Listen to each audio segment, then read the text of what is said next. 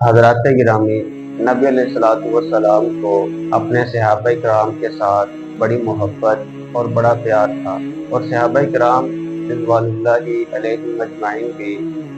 آپ کے ساتھ اپنی جان، مال، اولاد سے بڑھ کر محبت کرتے تھے۔ لیکن ایک صحابی جن کا نام سیدنا معاذ بن جبل رضی اللہ تعالیٰ عنہ ہے، وہ بیان کرتے ہیں کہ نبی علیہ الصلوۃ والسلام نے میرے ہاتھ کو پکڑا اور فرمایا، یا معاذ، واللہ انی لأحبک، اے معاذ، اللہ کی قسم، میں محمد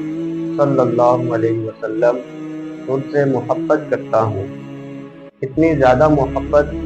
کہ آپ قسم اٹھا کر اور اسپیشل کہہ رہے ہیں کہ اے معاذ، میں آپ سے محبت کرتا ہوں۔ اوصی کا یا معاذ، میں آپ کو ساتھ یہ وصیت بھی کرتا ہوں کہ آپ ہر نماز کے بعد یہ ذکر کیا کریں، اللہم اعنی علی ذکرک و شکرک و حسن عبادتک۔ اور راوی بیان کرتے ہیں کہ جب سے میں نے نبی علیہ الصلوۃ والسلام کی اس وصیت کو سنا، تب سے لے کر زندگی کے اختتام تک